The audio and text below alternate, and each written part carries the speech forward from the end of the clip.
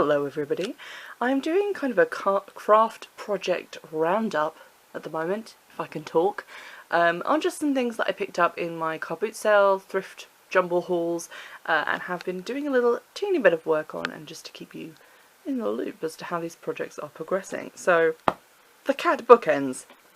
These I got from a car boot sale. They were baby pink and light blue.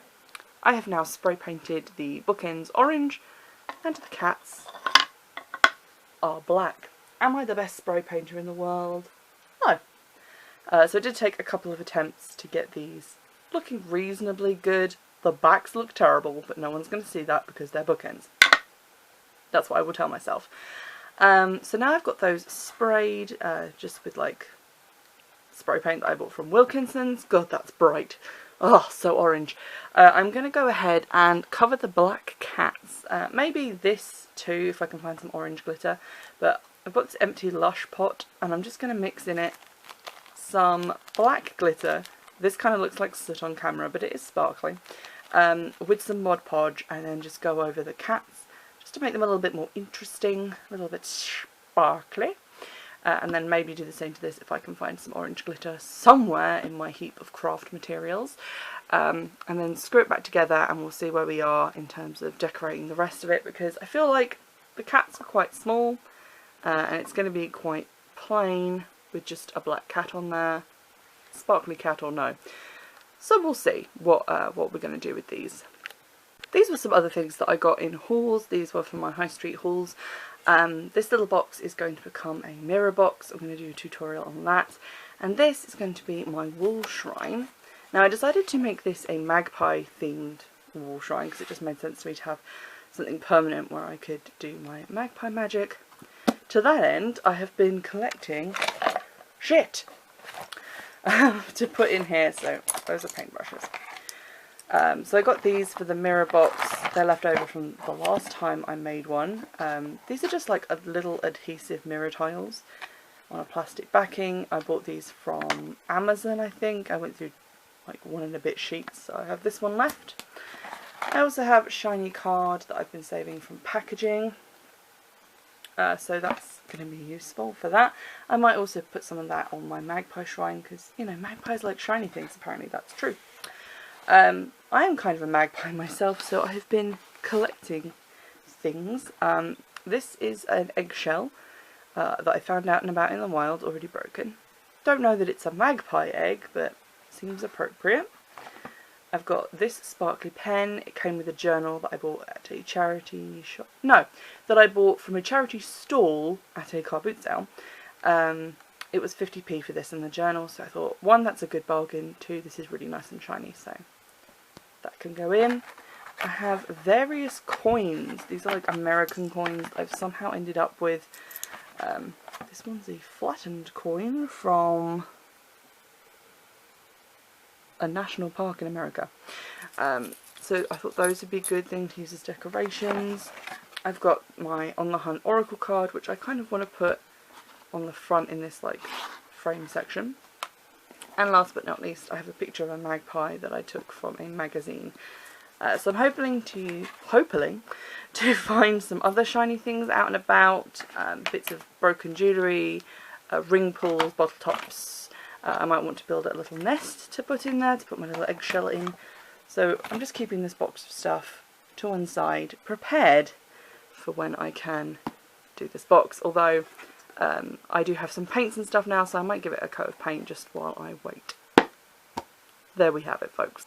Doing the first step of the mirror box.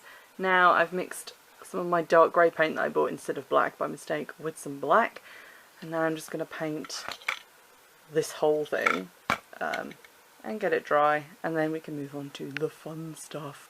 So here we go. This is my station of crafting.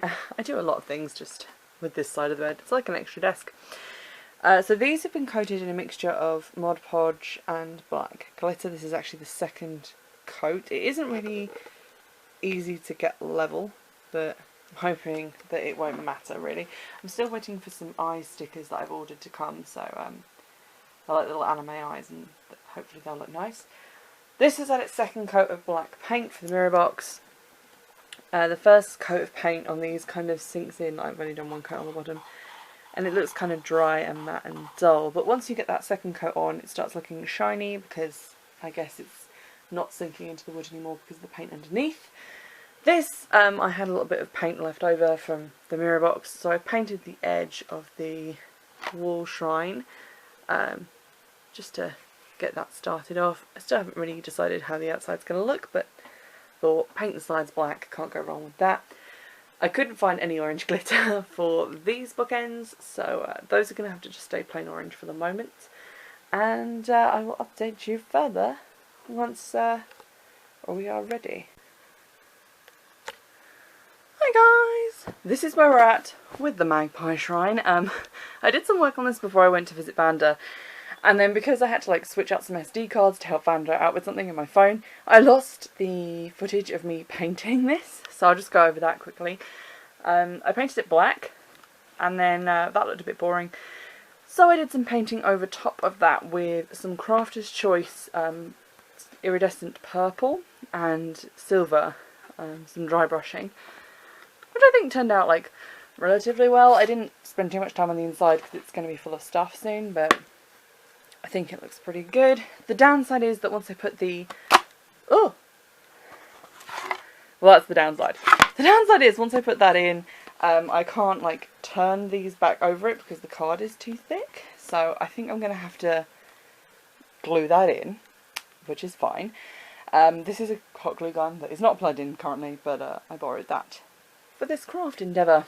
I also have a bunch of stuff that I've picked up. So some feathers, eggshell, some coins, a little bit of branch. I've got some moss, which I actually ordered online. That was 99p. It's like fake crafting moss. Also 99p. This bag of brightly coloured beads. I found this ribbon kicking around.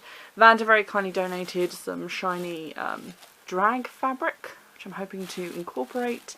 And this is my little bird nest, which is going to go inside my box. And I also got this little closure to hold the whole thing shut, because this magnet is not strong enough to do that with the layers of paint and stuff on it. So I'm going to get hot glue in and hopefully update you on my progress. Okay, so that went sort of well. I've never used hot glue before, I'm really frightened. Please ignore this tiny bottle of wine. That's for something later. I was just using it to like weigh stuff down. I don't have a problem. I don't have a tiny drinking problem.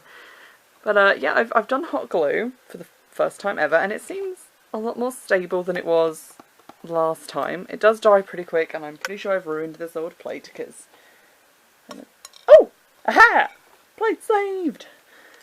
Excellent. So now I'm going to try and glue the fastener on the side, which I just realised I didn't paint, but I'm going to, I guess, paint around that because I'm probably going to fuck up somehow and have to cover that. And then I'm going to get to decorating the inside. So join me in a moment when I burn myself, inevitably. For a tip, guys, hot glue is hot and metal is an excellent conductor, so don't do what I did and burn yourself. But I've managed to stick both halves of the clasp on. My main worry is that this part will now not move. I don't want to move it too much because this is still like setting. So we'll have to see if that, you know, stands up to the test of time. In the meantime, I'm going to like marshal my decorative elements and get on with that. So that looks incredibly messy. I ran into a problem because I ran out of glue in the glue gun, although you can still see the stick there, but nothing's coming out. But the replacement glue that my dad has to go with it is like these super skinny sticks, which are not the right size. So I used one of these to like push this glue down, but that meant I had very little control over where it was going. Some of it's now on the floor, but that's okay because my carpet's old. And I do not recommend using this as any kind of guide for using hot glue because it's a struggle. But at least now it has a latch that will hold it mostly closed. I got it as close as I could, guys. I even marked it off and, you know, it just didn't happen. But now we can open it and see what's inside.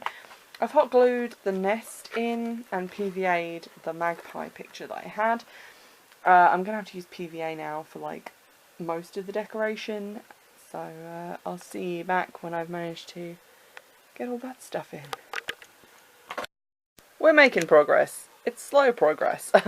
I had to go and get some Gorilla Glue from downstairs, which is wood glue, but I use it for like quite a lot of things that just require a glue that's thicker and sticks faster than PVA. So I've put, shift that quickly, I've put this stick, which is actually a piece of driftwood, in, so it kind of looks like the nest is on a branch, and then this shiny fabric from Vanda, which has got sequins everywhere, is in the bottom part, just to, like, I guess give it some colour, make it look cool. And then this top quarter, I'm still trying to work out what to do with that, to be fair. And yeah, just sort of managing to get stuff stuck on using Gorilla Glue in the end of a paintbrush to kind of splodge it on, because you can't really use a paintbrush with it without ruining the paintbrush. And yeah, we're going to get some more elements on here, and I don't know about decorating this side, maybe I will. But yeah, try and get this finished off. I've made a couple of strong decisions. Not sure if I will come to regret these. This is being held down with a very thick layer of, that's actually really soft and nice, PVA glue. Literally just poured it in there, spread it around, dumped the moss on. And this, because I wanted this to be really sturdy, I had to kind of put a layer of Gorilla Glue up the side. Which is such a thickness that I don't know if you can see here. If the camera would focus. It's very thick. So I had to use that sort of like cement. I've dotted some beads in there just to make it look like a design feature rather than, you know, mortar. And now I'm going to glue some things into the nest, also with probably Gorilla Glue, just because it'll hold it up better, and then use moss around it to kind of cover up the glue joins. Pray for me. Oh boy, this one kind of got away from me a little bit. To take you on a tour, I put my feathers in up here. The eggshell is actually like packed with wood glue. It did crack a little bit when I put it in, which is very sad. But I put some beads in there as well. The nest has chunks of moss, which I literally just dipped into PVA glue and then crammed in there. And then I've put these little clusters of beads in there, like eggs. I've got some money down in this corner, wood glued again. A little bit worried about that because it's glued to the fabric, and the fabric is only glued to the base of PVA, but I mean, we'll see. Then this is like a shiny pen lid with some more beads. That's a squashed penny. This poor picture of a magpie is just like crammed into the corner. I got my beads on my wood, and I just kind of poked this fabric in around here to keep it like looking kind of full and interesting, and most importantly, sparkly. So this is basically finished on the inside, at least. I haven't done anything to that side. I might add a picture there later, but to be honest, I'm kind of slightly worried that none of this stuff is going to stay stuck in, so I'm going to leave that to dry thoroughly now before I try and stand it up, and then we'll see where we are in terms of breakages, repairages, and lessons learned about the random types of glue that I will use for crafting.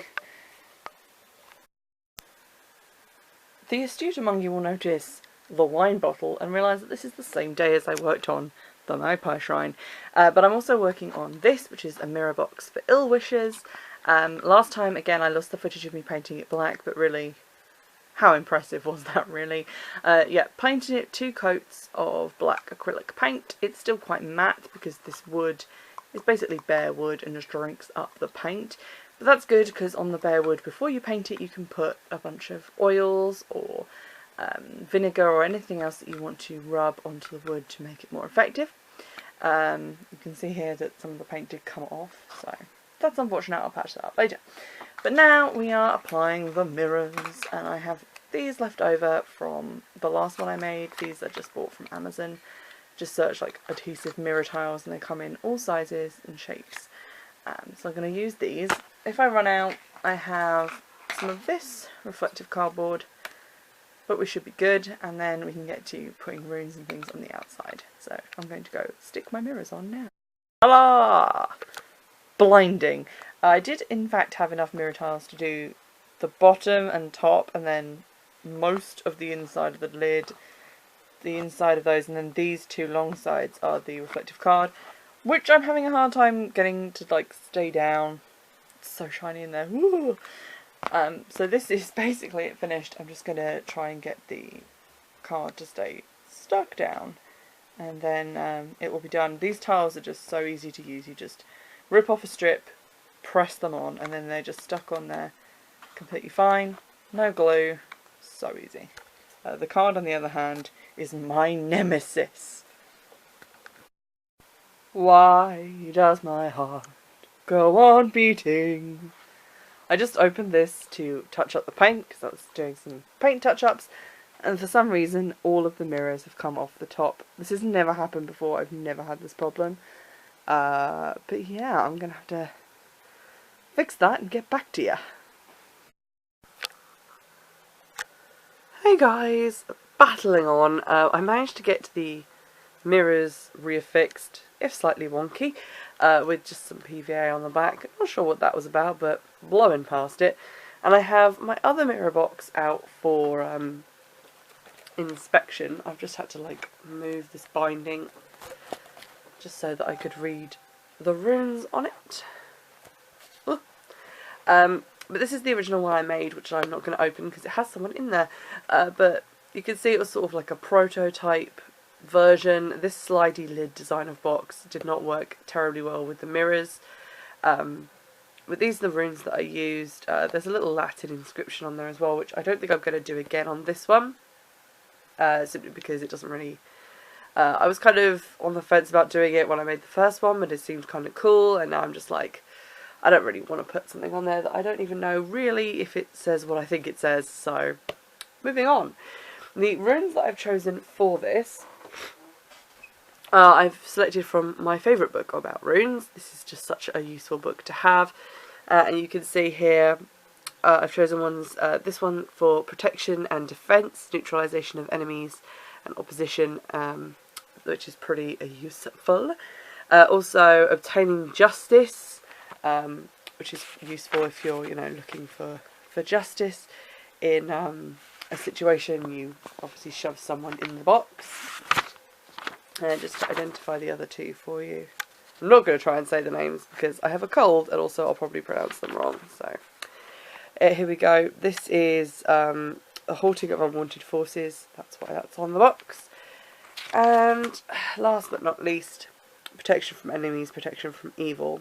Strengthens luck and light force, which I think is just helpful for me, especially at the moment, because I do not feel well. Again, this is a hugely useful book and definitely one that I recommend. So all I'm going to do now is I put these on with a Posca paint pen, which are actually really useful for like drawing just runes on things. But obviously I did these ones in acrylic a bit. And also I'm going to acrylic these on here with just some white acrylic paint, and then we'll be done with the box. Ta-da! This is nearly the finished article. It's got... oh, smudged. There we go. So I did this, which is just a combination of the other runes that I've used on the different sides, painted on. Some of them a little wonky, but they get the job done. And yeah, that's all nicely done now. What I could do at this point is obviously finish it off with some varnish. Into that I could mix a little bit of my hex vinegar just to like seal the whole thing together and finish it off nicely. So I might do that. And yeah, it's really, really tight closing because of obviously the paint and stuff, which is good because you don't want anyone escaping from there. So it's quite a nice feature of the box itself. But yeah, it's quite a versatile design, and I hope you have fun with it. It's so easy to make. I've also been doing some of my wood burning, but more on that in a different video. For now, I will see you later. Bye!